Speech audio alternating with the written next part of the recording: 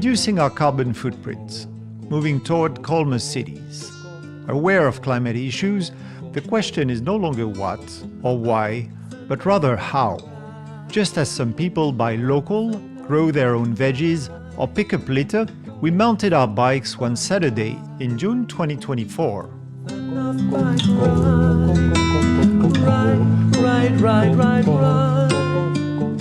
Key figures reveal the opportunity they represent.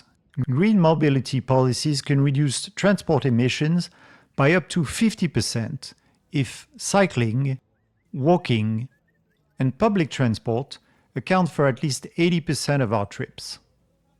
If we dive deeper into these figures, walking often depends on cultural habits and is thus difficult to shift.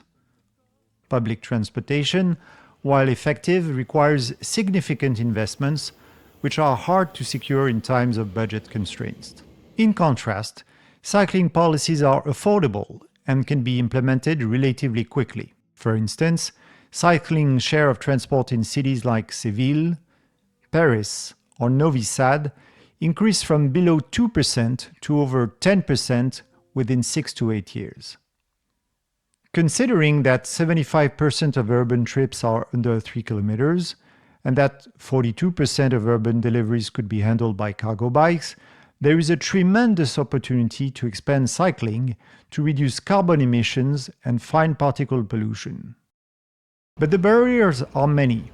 Cars are a habit and a convenience. Politicians promoting cycling policies often face significant resistance. Common objections include claims about cyclist and civil behaviors, bikes being not suitable for elderlies, and other familiar refrains. Cycling cities aren't built in a day, and newly created bike lanes are initially underused. Yet, successful transformations abound, from Bogota to Helsinki and Barcelona to Tianjin. How these transformations happen? How long do they take?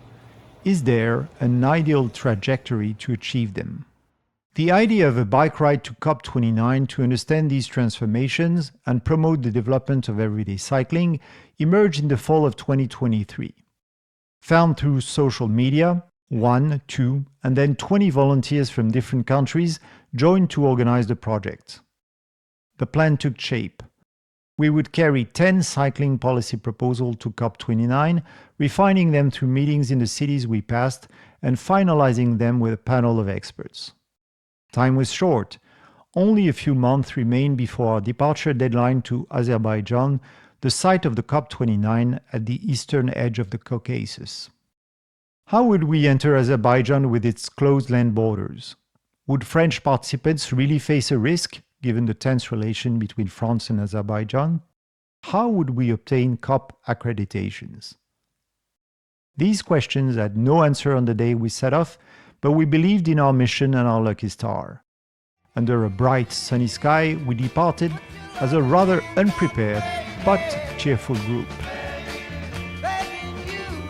I'm super excited, engaged. C'est un truc de fou. I should say excited, very excited. Inspiring, yes, definitely inspiring. Le périple est prévu pendant à peu près 5 mois, à travers une dizaine de pays. Bagatelle, allez hop, en selle.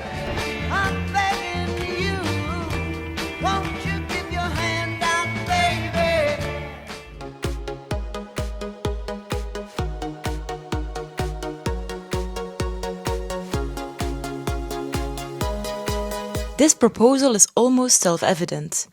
It's the cornerstone of cycling development. Feeling and being safe is essential when aiming for a 10% modal share or more. The main problem is that it's not safe.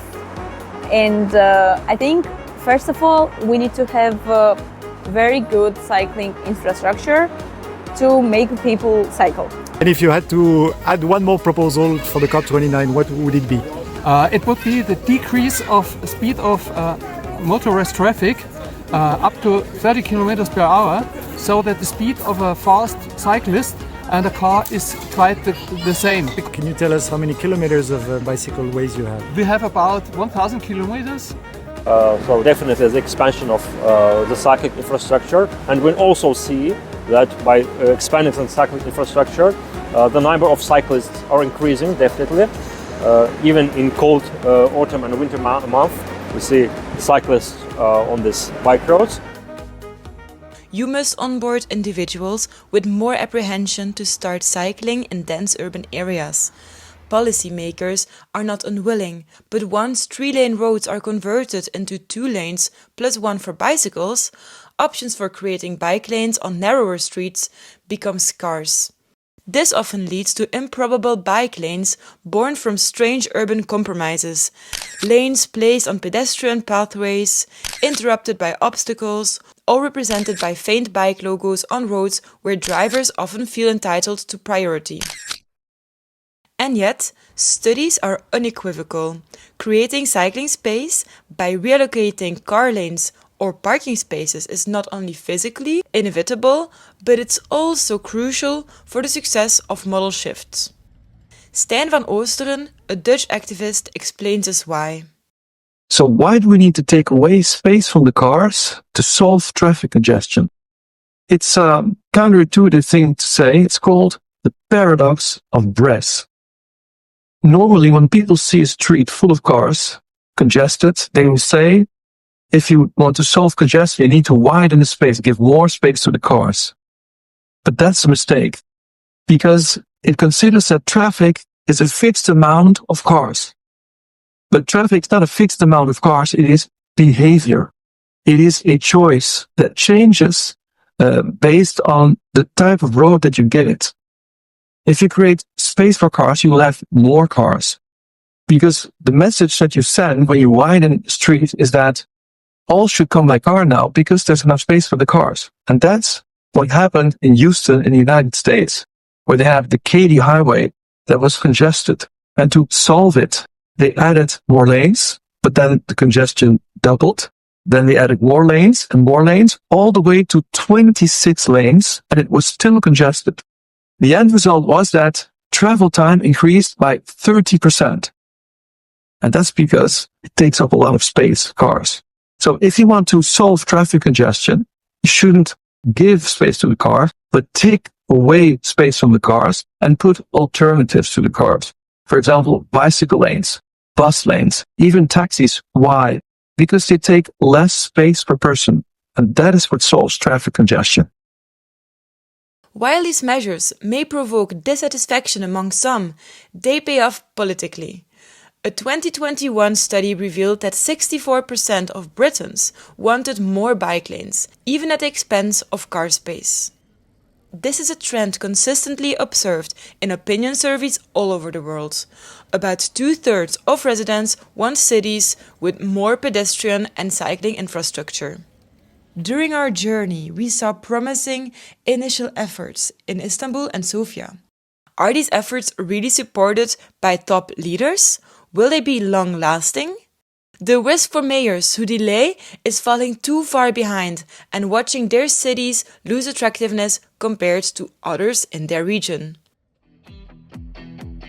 The first month of our journey takes place under gloomy and grey skies.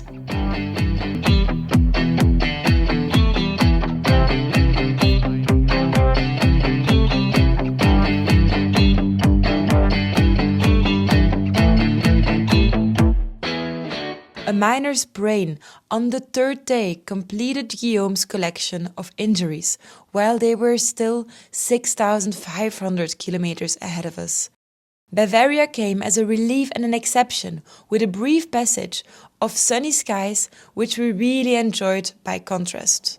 At the same time, extreme weather events were ever present, as if to remind us of the importance of our mission. Floods in Germany, record heat waves in the Balkans, and massive wildfires in Bulgaria. By chance, our schedule and route allowed us to narrowly avoid these, though not the rain.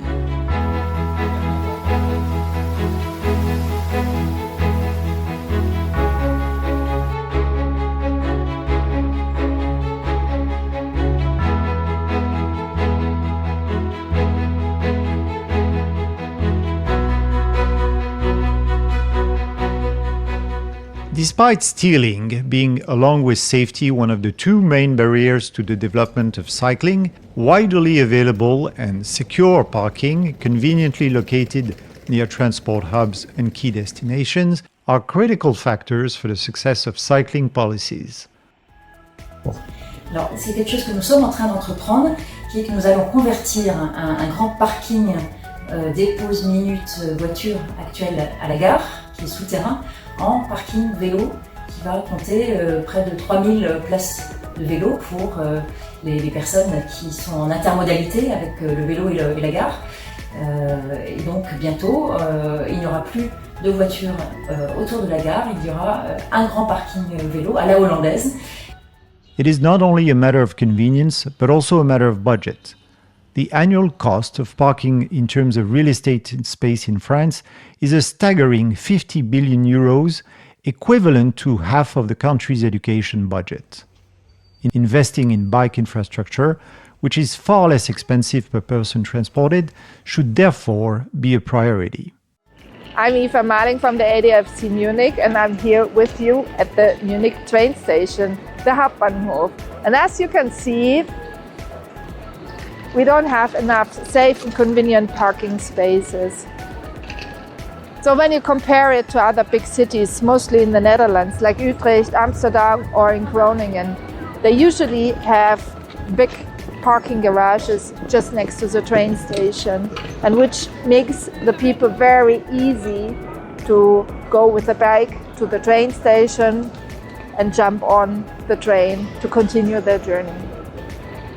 What is here missing are regulations, and this needs to be tackled. We also need enough parking spots for our bicycle at our homes, at the supermarket, or when we go to a theater, and this needs to be regulated.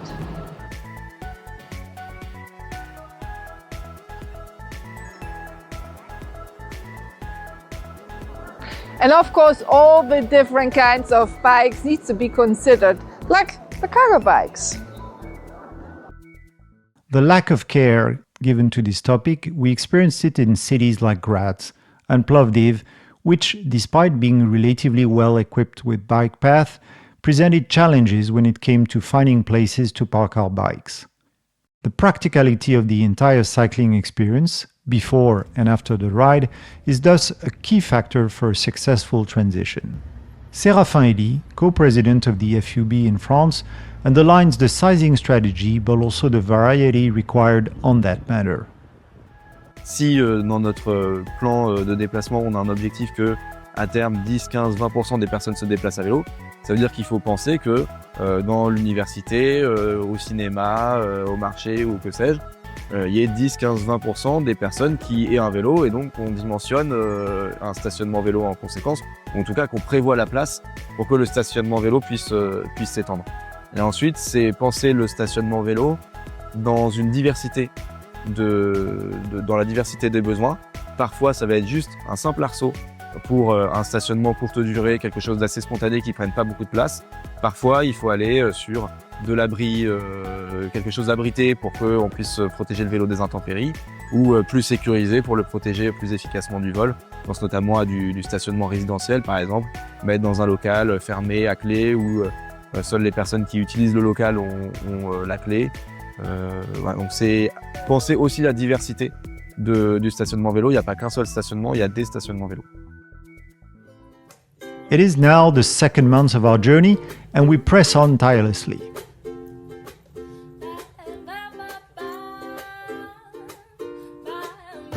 In our tents, under the rain that lingers through the beginning of the month, we try not to think on how far we still have to go. For some of us, maintaining a connection to our professional lives remotely adds another layer of challenge. Balancing it all, logistics, the cycling route, and planning for upcoming meetings within the confines of a single day is no small feat.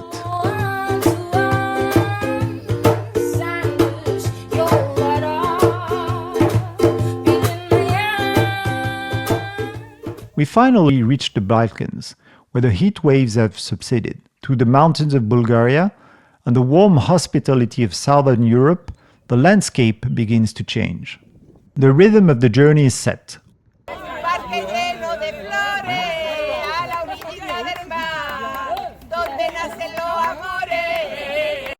While most participants stay only for a week or two, the turnout exceeds expectations. By the end, around 200 cyclists will have taken part in the COP29 bike ride.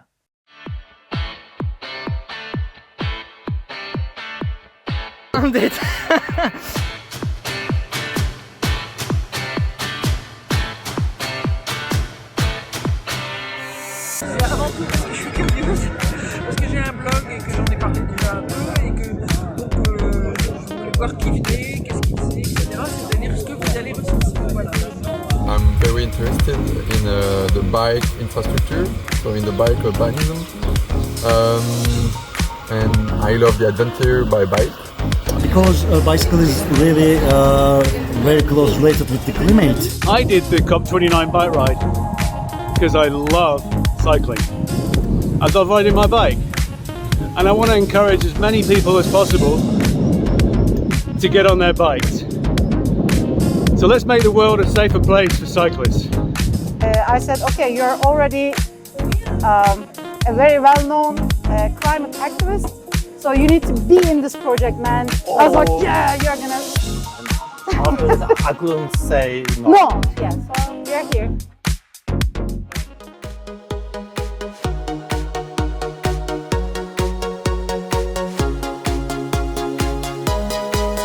When observing the variety across cities and countries, one wonders why some achieve exceptional cycling model shares while others remain stuck in urban planning from the 1970s. What explains these transformations? I think it's politics. Cycling has to be taken really, really serious. When politicians take decisions, they think big. And sometimes it seems that cycling is something small and not that significant. But it's not the way they have to think about it. Cycling is big and it's part of big topics, and it's always part of the solution.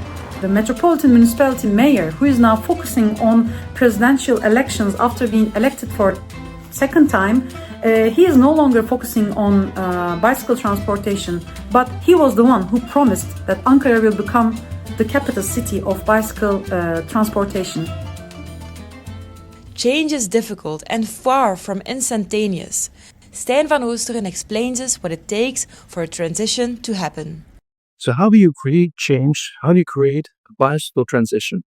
What you need is what I call the 3 C's of transition. The first C is of citizens who need to express a desire. They need to want change, because otherwise it will be very difficult to create change against citizens.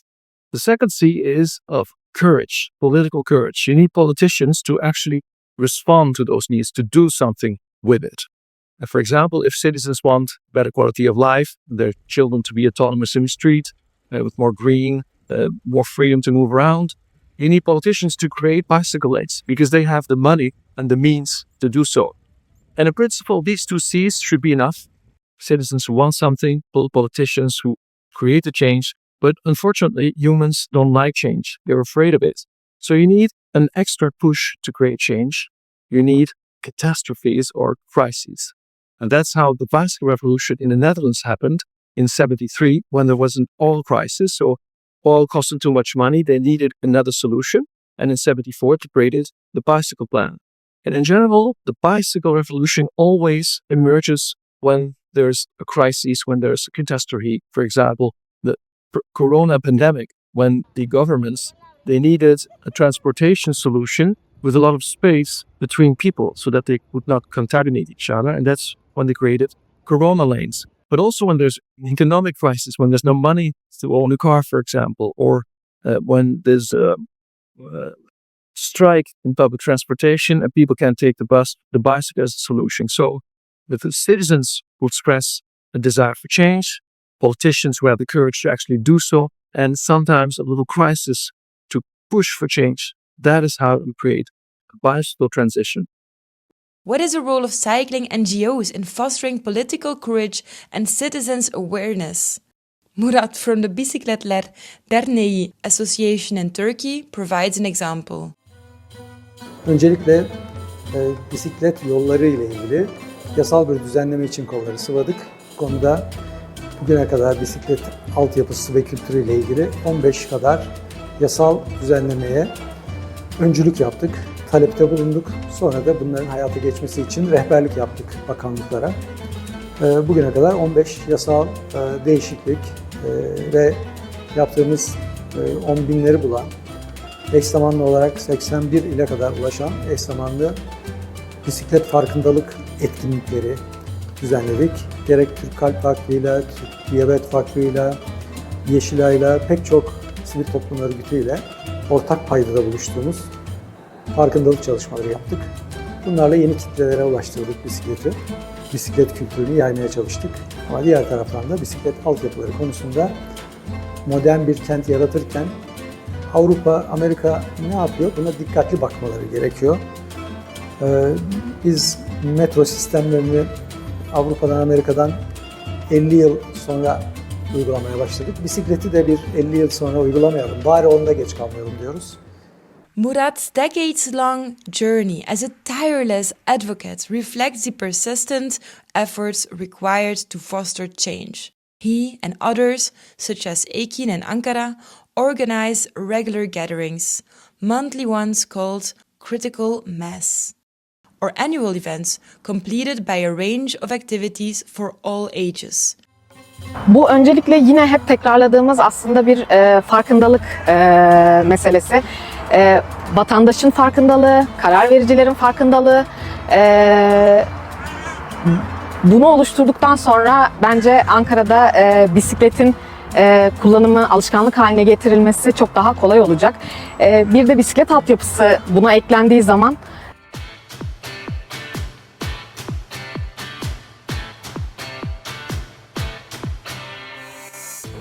It represents some interesting challenges, and I think one of them is the fact that you have both to work with the institutions, with the municipalities, the government, everything that is in place, and you also need at the same time to challenge them.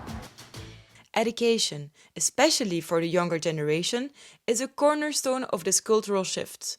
Women like Hande in Istanbul, Mar in Tbilisi, or Sahar in Baku lead initiatives by training other women, who, in turn, inspire their families, or by educating children in schools.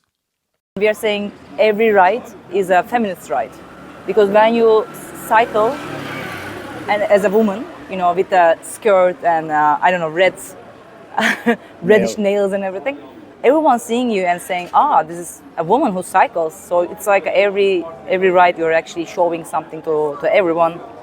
It's a European, let's say, or modern ladies look, you know. These activities, integral to our 10 proposals, plant seeds that slowly grow into a cycling culture, supporting policymakers in their journey to create calmer and more sustainable urban mobility. In September, we began 2 months of riding the vast country of Turkey.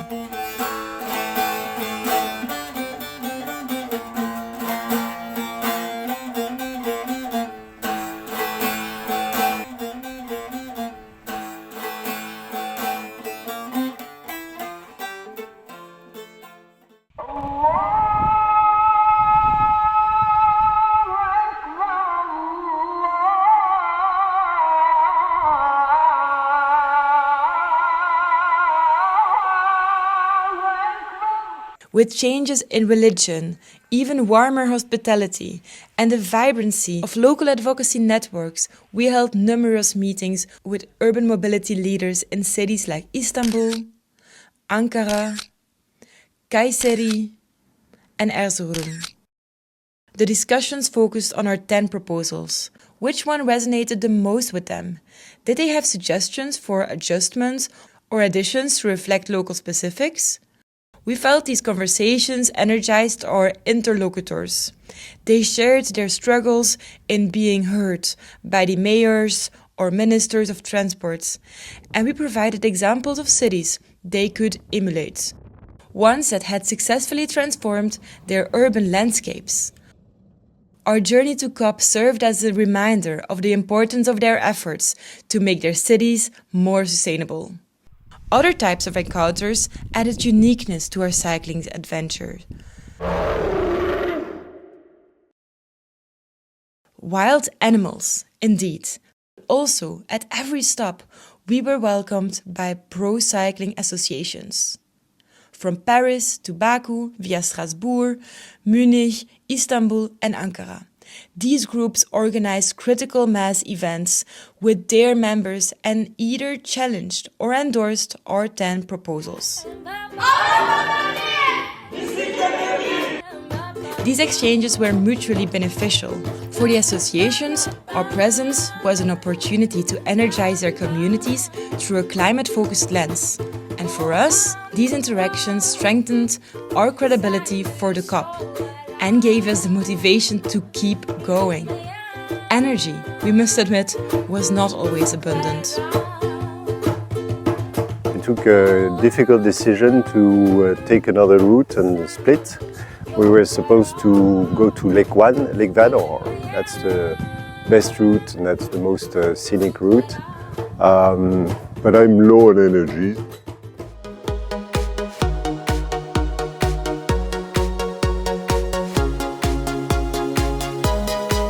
Planning and financing are critical components of cycling policies, yet they are often overlooked. Some countries have national plans, some only local ones, while others include cyclings in their NDCs.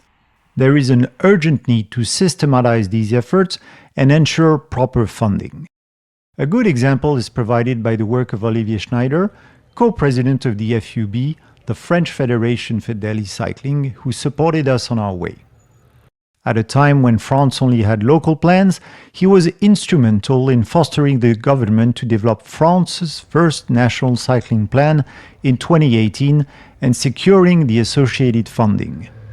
Quel que soit votre interlocuteur, si vous prenez le temps de préparer l'entretien, que vous savez qu'est-ce qui le motive, en fait, vous allez plus mettre en avant la santé, ou plus en avant le climat, ou plus en avant l'industrialisation, ou le pouvoir d'achat, ou l'intégration ou le désenclavement, ça va dépendre de qui vous avez en face. Donc, avoir un bon argumentaire, savoir sélectionner dedans et surtout avoir le flair de là, il y a une opportunité législative pour que ce ne soit pas juste une grande stratégie pompeuse, on veut devenir la capitale ou le meilleur pays sur le vélo, mais il ne faut surtout pas donner l'occasion aux politiques de se mousser avec juste une stratégie où il n'y a rien de concret dedans. Il faut les forcer à passer à l'acte. Voilà. Et l'avantage du vélo, c'est que les retours sur investissement sont rapides, les résultats globalement sont rapides, et donc contrairement à une ligne à grande vitesse ou à je ne sais quel projet de tramway, c'est à l'échelle d'un seul mandat. Et donc ensuite, une fois qu'on a obtenu une stratégie nationale, on peut aller très vite en local, parce que le vélo intrinsèquement, c'est quelque chose qui est léger, qui est agile et qui peut aller vite. Et donc c'est ça qu'il faut réussir à gagner, c'est aussi se caler avec le calendrier ensuite des élections locales, parce qu'une fois qu'il y a une stratégie nationale, elle s'applique surtout au local pour construire des pistes cyclables, pour construire des stationnements, etc. However, beyond the existence of a plan, many initiatives fail due to governance issues. These include the lack of representation for cycling associations or the absence of regular progress reviews. Linda, an NGO leader from Ankara, provides an example. We have a municipal plan which promised 53.6 kilometers, which is quite exact, of separated bike lanes that connect subway stations and universities. But Ankara Metropolitan Municipality managed to make only 3 kilometers separated bike lane that connects two different subway stations at the city center and a 7-kilometer lane in outer regions of Ankara. Those promised bike lanes has not been completed, and what we have do not serve to their purpose. Since Ankara is the capital city, we understand that bureaucracy is a huge problem that slows things down, and there are few departments and person in charge of mobility in municipalities. And the bureaucracy stops a lot of work to be done. Les écueils d'un plan vélo, c'est que ce soit juste une belle stratégie avec des très belles illustrations dans un très gros document de 40 pages, mais où en fait, il n'y a pas les budgets, il n'y a pas les échéances. Donc c'est pas dit on s'engage d'ici 2030 ou 2035, il n'y a pas suffisamment de chiffres, il n'y a pas qui est responsable, il faudrait que les collectivités, parce que le vélo c'est bien, Et c'est un peu le risque, c'est le fait ce que je dis, pas ce que je fais. Et donc, c'est le principal écueil.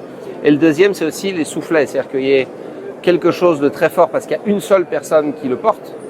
Et que derrière, quand cette personne change de poste, par exemple, que le soufflet retombe et qu'il n'y ait personne pour maintenir. Et donc, c'est pour ça qu'il faut non seulement avoir un projet ambitieux, financé, structuré, mais également faire en sorte que c'est une forte assise politique. C'est-à-dire trouver des alliés partout. D'ailleurs, le vélo a le potentiel d'être transpartisan et former un maximum de personnes pour que ce soit insensible au changement de majorité politique, au changement de poste ministériel ou autre. Data is also crucial. While transport plans for countries and municipalities often have data available, cycling-specific data is still too scarce to adequately assess progress or stagnation in policy implementation. We don't know how many cyclists are living in Ankara. So knowing the data, the numbers are really important and they affect those ongoing projects. There are tons of projects going on, but without numbers, they cannot make new arguments and they cannot make change. Moreover, data must be interpreted correctly. As urban designer Michael Colville points out, contrary to the car-centric policies of the last century, the question today is not how many cars are on the road, but how many people are being transported.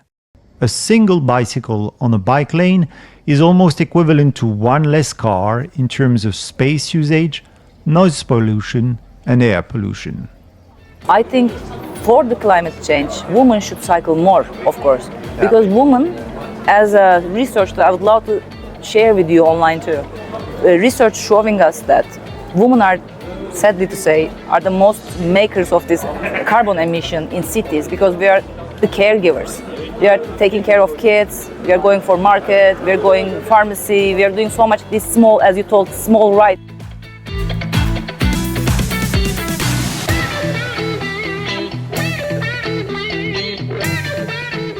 We present 10 proposals for cycling, but we could just as easily have formulated 20 or 30.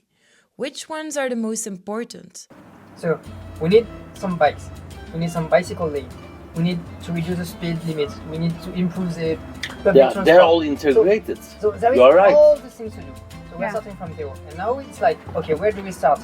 Some people want to start with bicycle lane, some people want to start with transport, and some people want to start with putting more bikes. And I think we should do all of this. Is there a minimal recipe for cities or countries constrained by finances or time? Séraphine Ellie sheds light on the matter. Donc effectivement, pour qu'on ait le plus de personnes possible qui se mettent au vélo, il faut avoir une approche système. On parle du coup de système vélo qui se décline sur 3 approches. Il y a d'une part déjà le savoir rouler à vélo. Le savoir rouler à vélo, c'est tout simplement la maniabilité, mais aussi comment est-ce qu'on se comporte dans une rue, comment est-ce qu'on cohabite avec les autres usagers, éviter les portières, les angles morts, prendre les bons aménagements, reconnaître les aménagements, le code de la route, etc. Ensuite arrive le deuxième niveau qui est le pouvoir rouler à vélo. Pouvoir rouler à vélo, évidemment matériellement, disposer d'un vélo en bon état, réparé et qui ne se fasse pas voler. Mais aussi pouvoir rouler à vélo en toute sécurité avec des aménagements cyclables sécurisés. Et le dernier pan du système vélo, c'est vouloir faire du vélo. Et ça, on vient derrière parler d'imaginaire, de représentation, de potentiels sentiments de déclassement qui pourraient apparaître quand on passe de la voiture au vélo. Et donc c'est tout ce travail-là qui doit être fait, qui est culturel, qui est multifactoriel, qui relève aussi un petit peu des parcours de chacune et de chacun. Et c'est ce croisement des 3 approches qui concrètement dans une politique publique va se traduire par des ateliers de réparation ou d'autoréparation, du stationnement vélo, le fait de pouvoir avoir des aménagements cyclables en bas de chez soi, mais aussi d'avoir de la communication de la mairie pour encourager les personnes à se mettre à vélo. On va pouvoir faire avancer un curseur puis l'autre, mais avec toujours en tête ce besoin de raisonner globalement, de raisonner la cohérence. Et c'est comme ça qu'on fait progresser la pratique dans tous les territoires et pour toutes et tous, pour pas que ce soit un truc de bobo dans certains quartiers ou réservé à certains types de villes ou certains types de personnes. On va vraiment derrière développer le vélo pour toutes et tous. On the road, we realized how justified is the expression bike washing. It describes a tendency of some cities to check the cycling box with just a few measures, without any real intention of making the array of decisions that would one day allow cycling to exceed a 10% modal share. Even in the case of Paris, that cannot be suspected of bike washing, the tragic death of Paul Very, a cyclist savagely struck by an SUV in Paris while we were riding towards COP, is a grim reminder that bike policy, as complete as it is, still depends on a global system that has to integrate the critical topic of bikes and cars coexistence. Ladies and gentlemen, policymakers, to conclude our list of proposals, it is essential to think of cycling as an ecosystem where all elements contribute to the safety necessary for its growth. Of course, our call must also resonate with cyclists themselves, reminding them that even though it accounts for a tiny fraction of the accidents, respecting traffic regulations and pedestrian areas is an opportunity to avoid finger pointing from both pedestrians and motorists.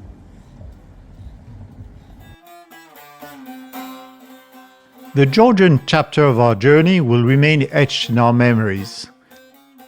The welcome we received in Georgia was excellent. A critical mass event held for us was the occasion of sharing our message on biking for the climate.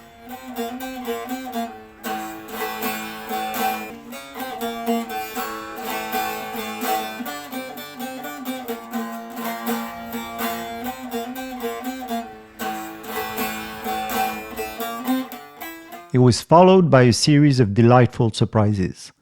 Impromptu wine tastings with invitation to share meals, afternoons, evenings. Amazing cultural landmarks that testifies of Georgia's long history. Fancy stays in wooden guest houses as the weather was becoming cold. We even learned to cook the famous Georgian ringalis. This country at the crossroads of diverse cultures is a pivotal point in the Caucasus, viewed by Russia and Europe as a land of influence or democracy. During our stay, contentious and fraudulent parliamentary elections were held. For the first time on this journey, we broke our commitment to political neutrality by joining a demonstration organized by the pro-European Party. However, Georgia was also the last country where we could enter without difficulty. The closed land border between Azerbaijan and Georgia became a major obstacle to the success of our project. Over several months, we pursued endless formalities and enlisted dozens of intermediaries to secure a transit permit. That's a challenge. Disheartened, we were on the verge of abandoning the effort when Ali, a fellow cyclist from Egypt, messaged us. Be tomorrow at the Red Bridge border post, everything is arranged. Antoine and other French participants, given their citizenship, decided not to take the risk and turn back. Driven by the determination to see the project through, I choose nevertheless to cross with Yolaine and Ingvar, a German journalist. We are entering this country where, as warned by the Ministry of Foreign Affairs, French nationals risk arbitrary detention and an unfair trial. We are just about to cross the border. The border is like 200 meters from here we're going. And then, suddenly, the border is crossed.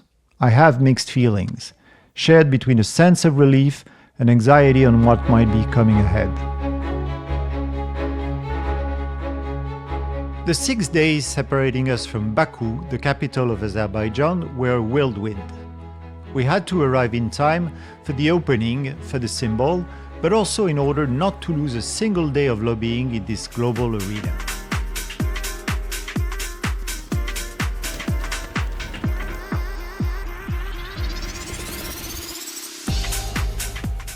And that is a registration confirmation for COP29 to the Blue Zone. What a blast!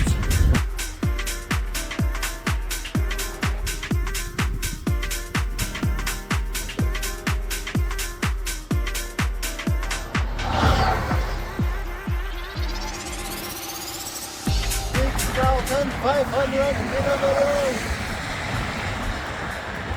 200 participants and volunteers, 12 NGOs for the COP29. After having finally reached Baku, we joined with Sahar and Pasha from the local cycling association who help us navigate the final kilometers. 500 meters from the COP with the 10 proposals. It's nearer than ever. We're right on time. This is all important people. We're not getting this entrance, we're getting another different entrance. We're nearly there! We're getting there! Guillaume is behind me! We are approaching the entrance. Will they let us through? We keep on going. We're being guided by a member of the Azeri Cycling Federation, which is really nice.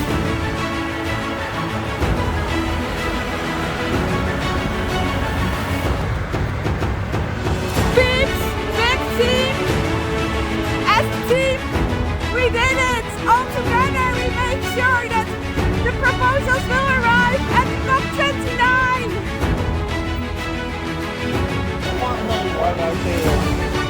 Okay, we're approaching, we're going, okay. Yola, you're filming.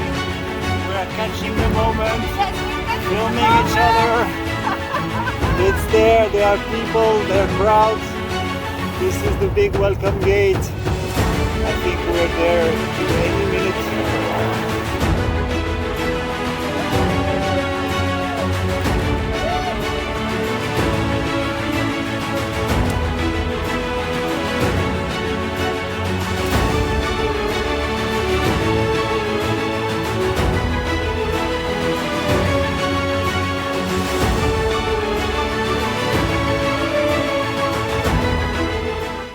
Hey cyclist, are you sure you didn't forget anything? Indeed, the real work was just about to begin. We plunge into a packed schedule of meetings and interviews.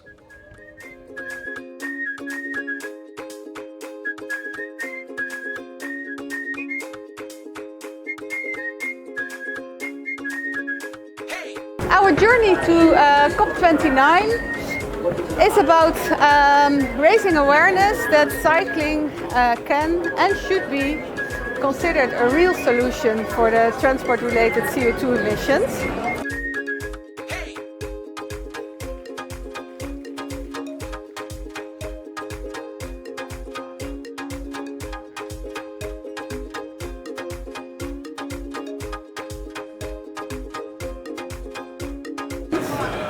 So this is where my hobby, passion and concern for the world come together. The 6,500 kilometers we cycled proved to be an incredible gateway for engaging political leaders. They applauded our efforts, and in turn, we urged them to make cycling an essential part of their urban transport policies. Among many encounters, 4 stood out. Mary Craig, the UK's Minister for Nature, who gave us a standing ovation during her speech. Manuel de Arrojo, mayor of a Mozambican city, who campaigned on a bicycle while his opponent paraded in a limousine. Arlette van Gils, director of active mobility for the Netherlands, who credited cycling with helping her recovery from health issues as a child. Dorothée Lisenga from the Congo, where bicycles are called toleka, meaning let's go, let's move forward. We met with other cyclists at COP29, Ingvar, Liz, David and Ali, who showed that it's possible to travel to a COP without a private jet. The cycling community is vibrant and united, a testament to the rising prominence of cycling in our cities. While advocating for a global cause, we didn't overlook our role in addressing local issues. We co-organized a critical mass event with Azerbaijan Cycling Federation and shared feedbacks on Baku's cycling situation with officials. Welcome to Azerbaijan! The COP ended with mixed outcomes, especially regarding financing for climate adaptation in the Global South. On a smaller scale, we conducted our own self-assessment. We had to leave, start cycling, without knowing if we could really pass the Azerbaijan border, which has been closed since 4 or 5 years. And also without knowing if we could actually get into COP with one of these badges. And still we had to start, and still we had to communicate, yeah, we're going, and also actually cycle and get on your bike every day and just continue your journey without knowing if you could make it. And maybe, I was just thinking last week, it's kind of a metaphor of how basically we all should just embark on this journey to try to solve the climate issues that are facing us without knowing if we will actually solve it. Yeah, so I think I got that from this journey. But we'll have to see how metaphorically I can make it to tell this story also to other people, all these people working on solutions for climate. What impact did we have? While success could be measured in new kilometers of bike lanes or mentions of cycling in national climate plans, those figures are the results of collective efforts.